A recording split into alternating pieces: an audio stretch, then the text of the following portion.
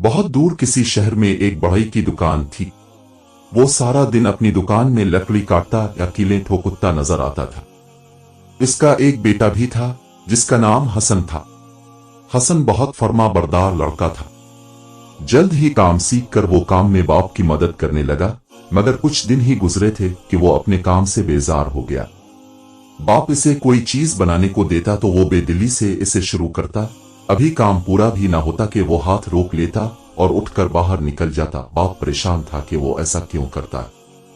आखिर एक दिन इसने हसन से इस रवैये का सबब पूछा तो हसन बोला, बाबा, मैं ये दरवाजे, खिड़कियां और मेज कुर्सियां नहीं बनाना चाहता। मैं कोई ऐसी चीज बनाओहेगा जो आज तक किसी ने ना बनाई हो। बाप ने हैरत से इसकी बात सुनी और पूछा कि वो क्या बनाना चाहता, लेकिन हसन के पास इसका कोई जवाब ना था, क्योंकि उसे खुद नहीं मालूम था कि वो क्या बनाना चाहता है। आखिर बाप ने इसे इसके हाल पर छोड़ दिया। हसन इसका इकलौता बेटा था और वो उसे बहुत चाहता था। दिन गुजरते रहे। हसन रोज दुकान पर आता, बाप को काम करता देखता, फिर उठकर कहीं चला जाता। वो हर वक्त सोच में गुम और उदास रहता, क्योंकि इसे इस बात का एहसास था कि वो काम में अपने बाप की मदद नहीं कर रहा। एक दिन शाम के वक्त हसन दुकान में खामोश बैठा था। बाप शहर के एक अमीर आदमी के लिए एक आलीशान कुर्सी बना रहा था। जब वो बहुत थक गया तो उसने काम खत्म करके घर जाने का फैसला किया और हसन से बोला, मैं घर जा रहा हूँ, तुम दुकान बंद करके आ जाना। वो रुका, फिर कुछ तवक्कुफ के बाद बोला, अगर दिल चाहे तो इस कुर्सी के दोनों बाजू बना देना। मुझे ये कुर्सी जल्दी दीनी है और काम बहुत ज्यादा है। ये कहकर वो दुकान से बाहर निकल गया। हसन ने कुर्सी को देखा और ठंडी सांस लेकर बोला, ये कुर्सी बनाना कौन सा कमाल, और सोच में डूब गया। कुछ देर बाद अंधेरा हो गया। उसने उठकर चिराग जलाया और दोबारा बैठ गया। घर जाने को इसका दिल नहीं चाह रहा था। इसी तरह न जाने कितना वक्त गुजर गया। इसे नींद आने लगी तो उसने घर जाने का इरादा किया। अचानक औजार रखने की अलमारी पर से कुछ खटपिट की आवाज सुनाई दी। उसने नजर उठाई तो किसी को इस पर चलते देखा। इसे लगा कि वो चूहे हैं, लेकिन वो इंसानों की तरह चल रहे थे। उन्होंने पुतली सी रस्सी का गोला नीचे फेंका और उसके जरिए से एक करके नीचे उतरने लगे। वो 3 बोने थे। हसन को अपनी आंखों पर यकीन नहीं आया। उसने आंखें मिलकर दोबारा देखा। वो उसके सामने मेज पर उतर आए थे।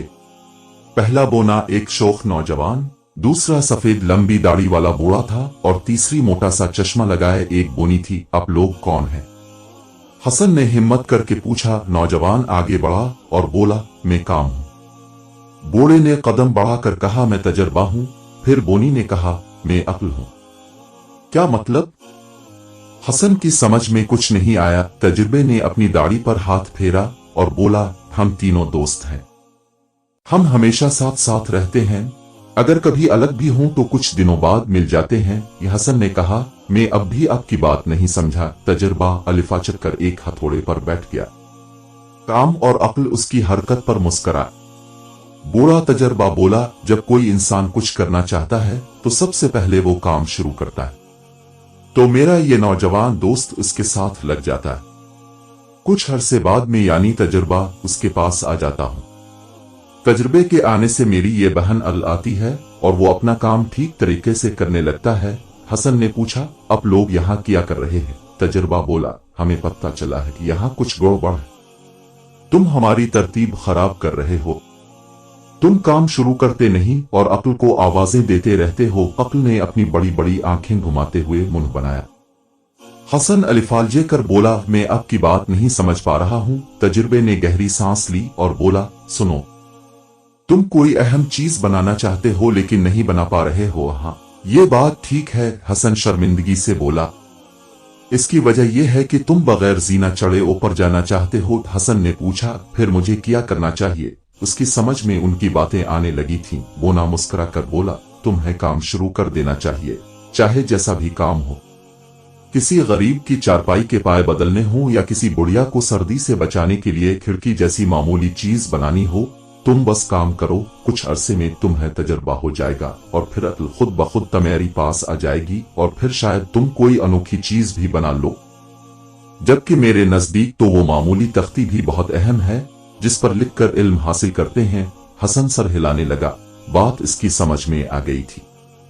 वो बहुत शर्मिंदा था। वो बोला, अब लोगों का बहुत बहुत शुक्रिया, आपने मेरी आंखें खोल दी हैं। बोना बोला, उम्मीद है अब तुम तरतीब अदाल रखोगे। ये कहकर वो तीनों जिस तरह आए थे इसी तरह वापस लौट गए। हसन एक नए अज़्म के साथ उठा और कुर्सी के बाजू बनाने लगा। जब वो बन गए तो दुकान बंद करके घर चला गया। अगले दिन जब बाप दुकान पर आया तो हसन के किए हुए काम को देखकर बहुत खुश हुआ। फिर सारा दिन अपने हसन को जो काम भी करने को कहा वो इसे शौक से करता रहा। बाप हैरान होने के साथ साथ खुश भी था। दिन गुजरते रहे। 1 साल बीत गया। एक दिन बाप ने महसूस किया हसन रात को दुकान के अंदरूनी हिस्से में रुककर कोई काम करता रहता है। वो इस चीज पर कपड़ा डाले रखता था। बाप ने पूछा, तुम क्या कोई खास चीज बना रहे हो? जी अब्बा, हसन ने अदब से कहा। क्या तुम मुझे दोगे? हसन कुछ सोचता रहा, फिर मुझसे बोला, अगर अब बुरा ना माने तो मैं इसे मुकम्मल होने के बाद दिखाना चाहता हूँ। बाप ने गर्दन हिलाई और बोला, ठीक है, मुझे कोई एतराज नहीं। हसन दिन भर दुकान के काम करता और जब बाप रुखसत हो जाता तो वो अपने काम में मसरूफ हो जाता। इस तरह 1 महीना गुजर गया। आखिर एक दिन हसन ने खुशी से झूमते हुए बाप को बताया कि वो अपने मकसद में कामयाब हो गया है। दोनों दुकान के अंदरूनी हिस्से में आए। हसन ने कपड़ा हटाया तो बाप ने देखा कि लकड़ी का एक सिपाही तना खड़ा था। ये क्या है? बाप ने कुछ न समझते हुए पूछा। हसन ने सिपाही को उठाया और उसका रुख दीवार की तरफ कर दिया। फिर उनकी कोई गिल दबाई। अचानक सिपाही में हरकत हुई। उसने तरकश से तीर निकाला और कमान में चढ़ाकर दीवार पर मारने लगा। बाप का मुंह हैरत से खिल गया। लकड़ी का सिपाही तेजी के साथ तीर चला रहा था। वो आदेर अलिफादेर धीरे धीरे घूम भी रहा था। तुमने कैसे बनाया? बाप ने पूछा। हसन मुस्कुराकर बोला, उसे बनाने में मेरे 3 दोस्तों ने मदद की। कौन से दोस्त? कामीन, तजर्बा और अक्ल, हसन ने जवाब दिया। बाप उसकी बात समझ गया। उसने पूछा, तुम इसका क्या करोगे? हसन बोला, मैं इसे बादशाह सलामत की खिदमत में पेश करूंगा। आपको मालूम है पड़ोसी दुश्मन मलिक अक्सर हम पर हमला कर देता है। इसे ज्यादा तादाद की वजह से बरतरी हासिल है। लकड़ी के ये सिपाही हमारे सिपाहियों की तादाद बढ़ा देंगे और हम उनका मुकाबला कर सकेंगे।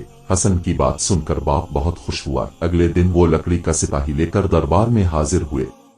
हसन ने सिपाही की कारकर्दगी दिखाई। बादशाह हैरान रह गया।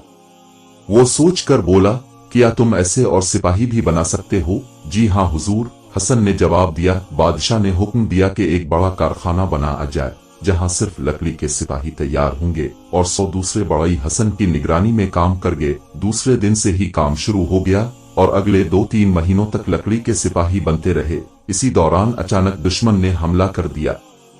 हसन के मुल्क की फौज ने बहादुरी से उनके हमले को रोका और दिलेरी से लड़ने लगे। एक दिन हसन दरबार में हाजिर हुआ और बादशाह सलामत से अर्ज किया कि वो वक्त आ गया कि हम अपने लकड़ी के सिपाही सरहद पर भेज दें। चना नीचा लकड़ी के सिपाहियों को बैलगाड़ियों में लाकर सरहद पर भेज दिया गया। फौज के सिपासालार ने उन्हें कतारों में खड़ा किया। सामने दुश्मन की फौज मौजूद थी। जंग शुरू हुई। जब लकड़ी के सिपाहियों ने तेजी से तीर बरसाने शुरू किए तो दुश्मन के सिपाही घबरा गए। उन्हें इतने शदीद हमले की तवक्को नहीं थी। वो पीछे हट गए। हसन की फौज के असल सिपाही जो लकड़ी के सिपाहियों के पीछे खड़े थे उन्हें और आगे ले गए और दोबारा शदीद हमला किया। दुश्मन के पावे उखड़ गए। उनका बहुत जानी नुकसान हुआ। आखिर वो पसपा हुए और पलटकर मैदान जंग से फरार हो गए। इसके बाद कुछ दिनों तक वो वक्फे से हमला आवर होते रहे, लेकिन उन्हें हर बार शिकस्त हुई। आखिर वो समझ गए कि अब उनकी बरतरी खत्म हो गई है। उन्होंने सुलह कर ली। फिर सब मिलजुल कर रहने लगे। बादशाह ने हसन को खूब इनाम व इकराम से नवाजा। हसन अपने इस कारनामे पर बहुत खुश था क्योंकि वो अपने मकसद में कामयाब हो गया था। प्यारे दोस्तों, इस कहानी से हमें यह सबक मिलता है कि हमें कभी भी किसी मामूली काम को करने से नहीं रुकना चाहिए, क्योंकि हो सकता है कि वही मामूली काम हमारी असल कामयाबी की वजह बन जाए।